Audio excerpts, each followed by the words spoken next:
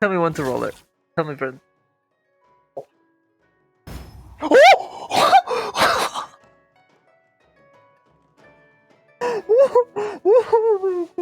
Oh my god. Now we just need to get lucky again. Okay, here we go. Okay.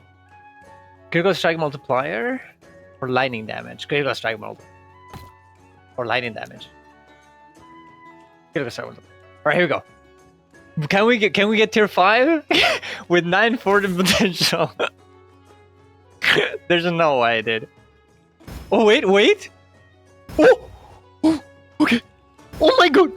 Oh my god. Have you ever had a situation in last Epoch where you get an item, there's one good thing about it, whether that is a tier 6 or maybe all the other things, but the tier 6 are good, and you don't want to get rid of this item. It could be so good. Well, in this video, we're going to go through everything you can do to make that item perfect and save it from mediocrity. Subscribe to the channel for more content like this. Go to my Ko-Fi if you want to support my content. Go to my Twitch to watch me live, and let's get into it. Okay, so before we actually go through and see what we can do with items and how to make them better, we have to see what everything here means. Not that hard actually, but first let's talk about fortune potential and how the items work. So you have prefixes and suffixes. This one's gonna go here and this one's go here. Each item has a different version of them. You know, some helmets have different prefixes you can actually have and suffixes and so on and so on. And you can use these little shards that you get by just farming the game to put them inside of your items and upgrade them as well. And these runes and glyphs interact with these ones right here to make it easier to get. They remove some of them, and they also give you the possibility of saving fortune potential, which is the amount of times that you can actually interact with the affixes. Every time you upgrade something, remove something, you're gonna take a little bit of that fortune potential until it gets to 0 and you can no longer interact with the item. Let's go for support glyphs first. The glyph of hope makes it so you have 25% chance that you don't use any of the fortune potential, which is very, very good. So whatever you do here, if you have the glyph right here, it'll interact and maybe you don't lose any fortune potential. Glyph of chaos makes it so whenever you try to upgrade something, instead of upgrading that, it will change to a random thing. So right now, it will go from tier 2 butter resistance to tier 3. Instead, it went to health. Then you have glyph of order, which makes it so the position in the range from that affix will stay the same. So in this case, increasing lightning damage is at 27 from 22 to 30. So it's closer to 30 than to 22. So if I use the glyph hope on this item, it'll stay in that range from tier 3 to tier 4. If it was range 22%, if it was at 22% from increased lightning damage, it would stay and essentially on the bottom of the side of tier 4. So let's upgrade it. Let's pretend that it would actually be that it was actually 22%. Right now, it would actually go to 31% in this case. But because that was not the case, and we're actually in the middle, we got to 36%, which is indeed very close to 39%. And you can even see here that it tells you exactly what it's going to upgrade to. Glyph of Despair. This one gives you the possibility of sealing the affix. I'm just going to try and do it. I didn't get it. But sometimes, when you get lucky, what happens to this item, this affix, is that it gets sealed, just like this item right here. And this cannot be interacted in any way, shape, or form. It will stay there. It will free up the place that it was. If it was here, it'll free up the space here so you can upgrade something else. Or if it was here, it will free up the space on this side. And it will not be interactive. You cannot remove it. You cannot upgrade it. It'll just stay there on your end forever. It will not be even transferred from an item into a unique. If I were to get a LP boot, a legendary potential boots with 4 legendary potential, I would only be able to get this, and not this sealed right here. Next, we have the Seal of Envy that I run out of, but essentially what it does is that you create, and I will go through it at the end of the video as well, because I'm going to practice a little bit with it. But what it does is that essentially it will upgrade this item right here, this affix right here, and everything else will change. It will fill everything up here, and it will even change the type of ring it is. It will change everything up. And also give you some stability of the last timeline you did, but kind of beside the point of this video. Then you have the runes. I would heavily recommend to, in every rune, to use the Glyph of Hope, as this way you will actually be prevented maybe to losing 14 potentials costs at all when you're doing them. Everything else is not going to be useful anyways. Rune of Shattering is especially the item, and it gives you the affixes that were used to make that item. This is very useful for items you don't really care about, but there's one affix that really are interesting for you or you need more, or whenever you invested a lot of affixes into one item, like this one, for example, and you want to get those back. So you just go in there, you share it, boom, and you get your stuff that you invested back. Not the glyphs and not the runes, but the shards. Next, it'll be the rune of refinement. This will make it so the affixes that you have will be re-rolled. In this case, I have a 254 stone avoidance out of 300. I could have gotten between 211 and 300, and I got kind of in the middle. Let's say I didn't want that. Let's say I didn't want something else. It will re-roll everything that is in here, even the affixes that I don't have right here, the entire item into something better. In this case, for example, here, it's actually kind of useful because my dexterity is 11 is on the bottom, is 11 out of 13, is an 11. So we can use this to re-roll it and get unlucky and nothing happened and we're sad. But I can keep going over and over again in order to get where I actually want to go to. Next one is going to be the removal rune. This will pick one of these ones right here, any of them, and remove it. This is very, very useful whenever you're trying to get rid of one of the affixes to put something else. And you have, I don't know, let's say that I only wanted dexterity here. It will be kind of good because you have a 3 in 4 chance of actually getting rid of one of these items. Note that you cannot do this for healed affixes just like the ones right here that we talked about before. Sometimes you can do that too. You can seal an affix that you don't want to get removed on purpose, so then when you use the rune of removal, you don't get memed. Rune of discovery is one of my favorite ones. You can get essentially anything on the item. You start with it, you go for it, and then boom, it adds affixes to everything. Look at that. I had a 0 item with nothing on it, and now it's filled. Isn't that cool? And it does not cost 14 potential, which is super cool too. You can really use this to try something new on an item and just try and get lucky, and or even use it in items that you might, you know, let's say that this item, for example, didn't have a lot of 14 potential and I just really wanted a very specific prefix, and there's a lot of possibilities of things that I would want. I could just try this to try and get exactly what I wanted and then keep going. Risky one, but it is a possibility. Next one is Rune of Shaping, which changes the implicits of the item. In this case, this one gives me 46 increased critical strike chance. And this is a very good roll because it could be go from 25 to 50. I could use it to re-roll it to try and get to 50. Let's do it just because. And I made it worse, but it could have gone better. And in case that, you know, for example, in this case, let's say that we started there. I want better than 38. It got even worse. Well, the point is that sometimes you get to good, you know, like sometimes you can't get to 50. Let's try it again.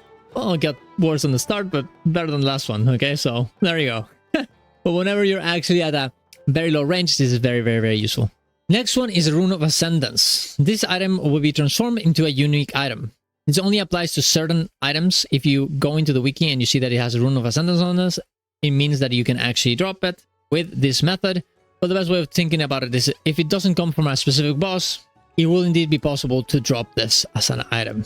I'm going to try it right now. Boom, it transformed into unique. Next one is the Rune of Creation. This is an item that makes it so you can duplicate an item. You need 14 potential for this. But for example, this item that I have right here, I actually duplicated very recently into this other item. And it's the same one. It has the same attributes, same things.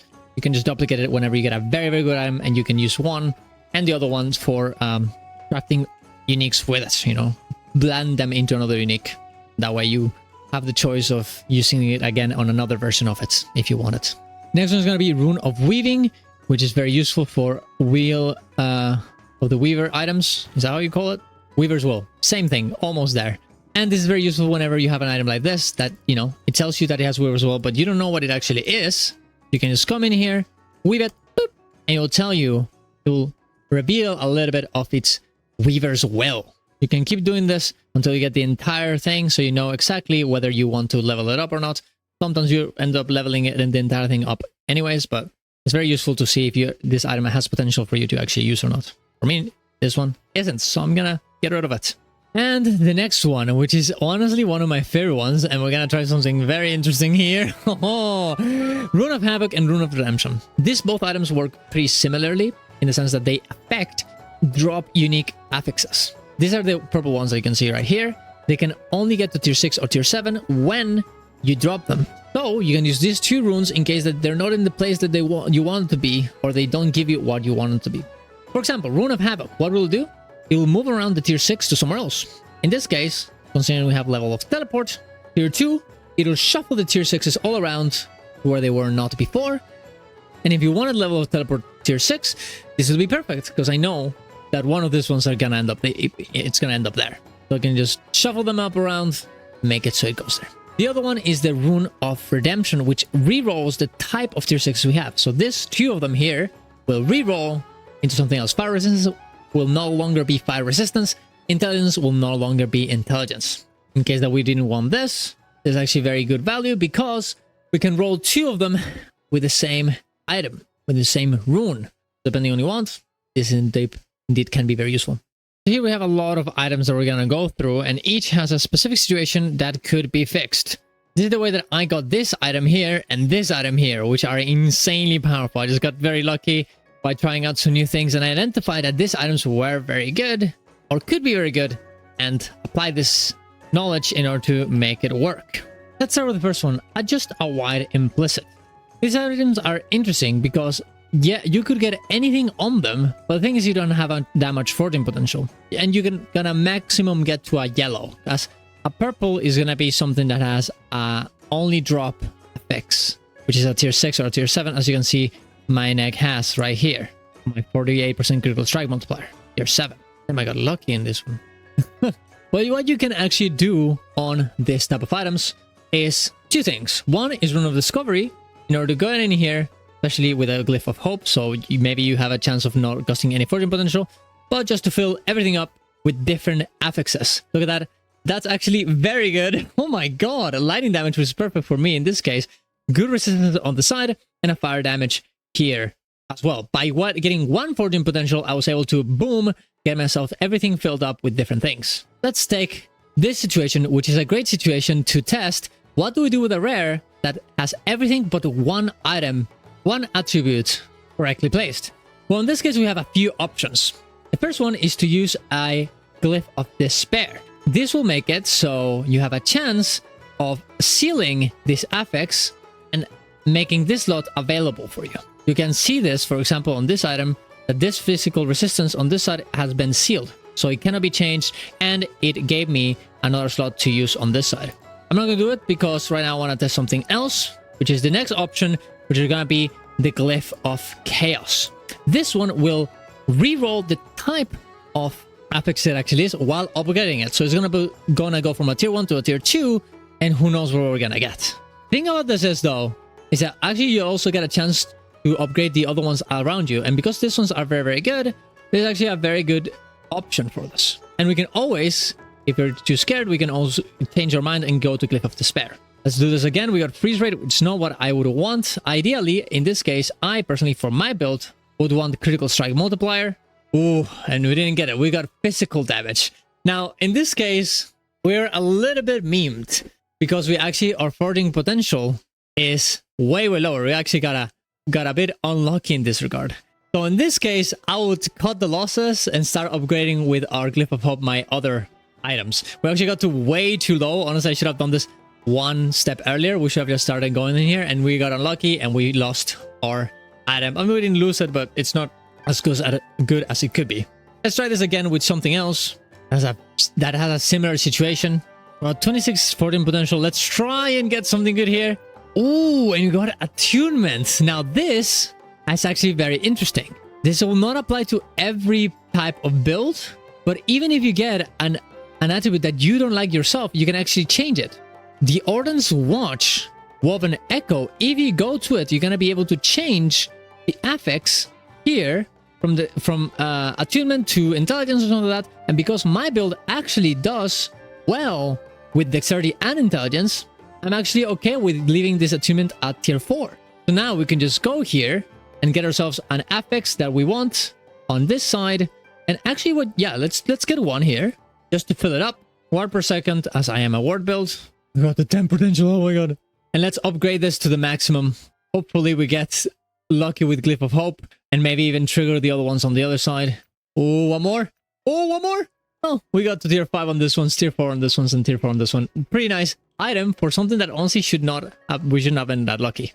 And of course, not every time is going to work, but Glyph of Chaos, a very, very good option. I'm actually going to save that item. Now, let's start with this one. Now, this one is another situation with something we can't really deal with like we do before. Before we're using the sigil of the Glyph of Chaos to actually change the affixes we have here, but this one at tier 5, so we actually cannot use it like that. We can't seal them or we can't change them. So we're gonna have to go for a signet, a rune of removal. Now it's very important for you to use your Glyph of Hope at the same time as this, because this way you might actually not lose any 14 potential from this. And the thing is, even though this item could be good, it doesn't really have anything on it that is interesting. Ideally, let's say that we did indeed need endurance and lightning resistance, or maybe let's say that we want endurance and lightning resistance is kind of like a maybe, right? But we really don't want elemental damage and physical damage. It's a 3 on 4 possibilities of actually getting lucky, a 75% chance. So using the signal of removal, the rune of removal, is very nice. And maybe we'll even get the Glyph of Hope, making us not lose any 14 potential. Let's try it out. Ooh, and we get lucky, and we indeed destroy one of the ones that we actually wanted. Now, we have a choice to be made here. We can cut the losses and just get that physical damage, whatever, and just level up and get ourselves lightning damage, for example, for what I need, right? Or we can be even more insane and try and remove this one as well. Now, this is going to be a choice, and honestly, I mean, depending on how desperate you are, you might actually just want to cut losses. But personally, for me, this is not an item I'm really going to be using. I'm just going to take the chance and see if I can actually make it into something good. And I was actually able to get it. Oh my god. Oh my god. So let's just go in here and just create a prefix. Let's get lightning damage. Okay. What the fuck? And let's get ourselves, and very important for you to actually go in here and put the tier 1s every time first, so you get the chance of actually upgrading by upgrading the other one. Sometimes you get lucky and that happens. Let's get intelligence here. Ooh, okay, let's go and let's continue. If you actually had more 14 potential here, you could indeed go for a Glyph of Despair, so you get sealed. And you can even get 3 items, but that's not going to be the case. And we upgraded a little bit. It's definitely a better item than we had before. It's not the best. Now that we've seen what we can do with rare items, let's try with an exalted item. So let's look at this item. This item is actually pretty nice for my build. He has armor that I do need, intelligence that I do need, and it's a tier 6. But he has strength, and also it's not a type of boot that I'm really interested in. This item for me would be way more useful if I can use it for a legendary potential item to blend one unique with this item. So if I want to do that, it'll be a great idea to try and level up my strength with a Glyph of Despair so it gets sealed, and therefore I can have this entire spot here, put whatever I want, and put it on my unique boots. So let's try that and get lucky. We did not get lucky, so now we're gonna have to make a choice. If I got lucky, I could have just gotten in here, got myself any item that I wanted, level everything up here, and call it a day, and use it as an item for my uniques. But now I have to make a choice. Do I keep this item, level up all the armor, be done with it, and use it as an actual epic after I end up changing my strength to dexterity in my weapon echoes?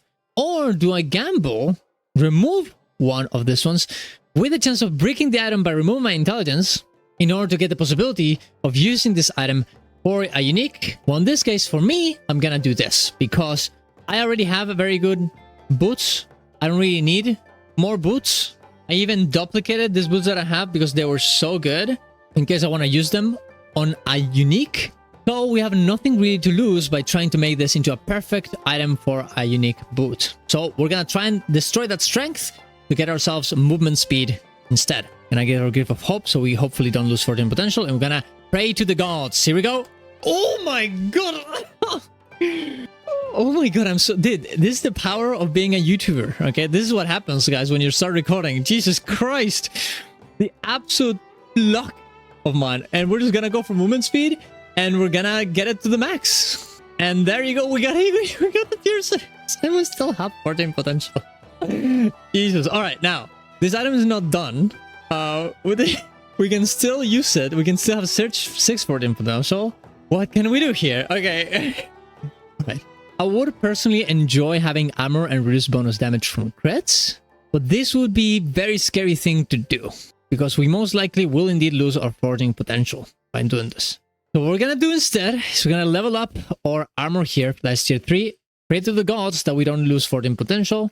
We did it. Okay, it's fine. Still very good item here. I'm gonna put it on my stash. I'm gonna put on my stash right here and save it for a potential sort of boots that I might, want to use for my, that I want to use the legendary potential on them, right? Boom. Now there's another situation that could happen to you as well. The complete reverse situation, whenever your tier 6 is actually good, but everything else is bad. Like this chest in here, for example. This is a very good tier 6 for me. It has dexterity that I can transform into intelligence as if I wanted to, which is not really necessary. I have increased armor, which I want. I have wards per second, which I also want. And we have a lot of floating potential. The only problem with this item is that it has chance to apply frostbite on hit with cold skills. I'm not a cold build, so we're gonna have to get rid of that. So how can we do that? We have the Rune of Redemption. Now, I personally would heavily recommend you to only use this item on items that have 2 or more tier 6s, because they're very uncommon items to get. And you want to use them whenever you get a lot of value of them. It will roll every one of tier 6 or tier 7 into something else.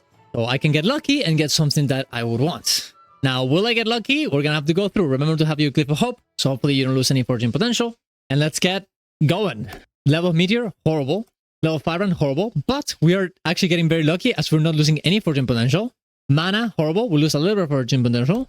Level Mana Strike, not horrible. Not something I need, but actually pretty good. Not because of the level of Mana Strike, but the increased lightning damage. That's actually very nice for me. And not only I could use this for myself as a normal item, but I do have a caster with legendary potential too that I could use this with. Now, let's not go insane and actually admit that this was a very good roll and we were lucky. Okay, so let's just level this up to the max, get our dexterity to the max. This is the only important one for me. Well, we only got dexterity to tier 5, kind of unlucky, but now this item can be used for this castle that I have right here, just to make it better than this. We'll get myself some intelligence, some level of mana strike, and also some increased lightning damage. It's also important to be said that we could actually shatter this item entirely in order to get ourselves some of these crystals if you really wanted to, those shards, if you're missing them, to use in another item. But for now, we're going to keep them right here, put them in the stash. Now there's one more item that I want to talk about, the Glyph of Envy. Now this item, this glyph, what it does is it gives you more stability to the last timeline you did. And that's very, very nice. But you know what you can also do with it? You can create a random item that you like. Let's say that for some reason I actually wanted fire resistance, and I see this item is a blue item, and I want to keep this fire resistance, but I don't want anything else of this item. I don't really care the implicits on it. I don't really care about the health, and there's nothing else left here. I can come in here and siphon the stability to the Black Sun, which is the last thing I did, but also recreate this item in whatever way I want. Well, not at once. This is the way that I get lucky in. And you create a new item with all of these other things, but this very particular item right here is still there. So let's say that we actually had a very high forging potential item right here. We could now start over and start leveling my intelligence, maybe replacing this level flame rate, maybe chaos set, and keep that vote resistance. You know, like we could do anything with this item. And honestly, sometimes you get some cool little stuff with this. And you know, the Glyphs of Envy do exist, and they're there. There's no reason not to use them. Might as well give it a chance. Now for the last item I wanted to go for, I want to go for this beautiful mage helmet that we talked about before. This helmet looks very good, but personally, I don't want that level of teleport. And even though the intelligence is kind of nice, I don't want the fire resistance.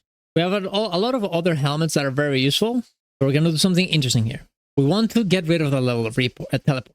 I would love to level it up and seal it, but we already have something sealed here. Instead, what we're going to do is we're going to go here to the suffixes. We're going to get ourselves something else that we want. In this case, go for ward per second. Okay. Now, before the possibility was 1 in 3, actually that's 66% of failing. Now, we actually have two things that we could get rid of. So it's a 50-50. We can get unlucky and lose intelligence or fire resistance, or we can get lucky and get wards per second and teleport. The thing is, fire resistance, I don't really care that much about it. So, technically, I guess it's a 75% chance of success for my next step, which is the Rune of Removal. Now, I know this kind of sounds a little bit on end, guys. I get it. But this item will not be useful any other way for me. So, let's go for it. Oh! The power of the... You know, let's just... Oh my god. All right, we're good. I'm happy, okay? Oh my god. Now, let's just go look at my perfect build. What would I want here instead of that? Lightning critical strike multiplier. Great, let's go for that instead then. Let's try that out, guys, shall we? Oh my god. Critical strike on prefixes. Let's hope that that 23 14 potential will be enough with the Glyph of Hope. Oof, -9. Ooh, -9 again. Okay, we're getting unlucky here, but we need to persist. There's not really anything we can do. Although, we could go here and use the Rune of Havoc. Now, it does look unhinged. I get it. We would indeed need for that fire resistance tier 6 to go to lightning critical strike, and that's the only way that this will work. But what is more likely? For us to get to tier 5 with the Glyphs of Hope, which indeed is a 25% chance, or for this to stay here and this to move there. I know I'm a mathematician, guys, but I feel like what the Rune of Havoc is way worse. That being said, is the most fun one, and I want to try this in the video, so let's go. We got fucked. But you know what, guys? We tried, and at least we could see how the actual item works, and you can see how it ends up going too. So, not a useful item. We got it bricked, but it would have been a great clip for YouTube, wouldn't it? And there you go. That's the ways that I do to get items that I think have a little bit of potential on them, and use them for my advantage, you know, to create great items. Hopefully this helps you and gets you a bit of more of an idea on how fun it is to do this, honestly, and how much you can actually get from it. So hopefully, if I got anything wrong, please let me know in the comments down below. Subscribe to the channel for more content like this. Go to my Ko-Fi if you want to support my content. Go to my Twitch to watch me live every morning. See you guys around. Love you all. Bye-bye.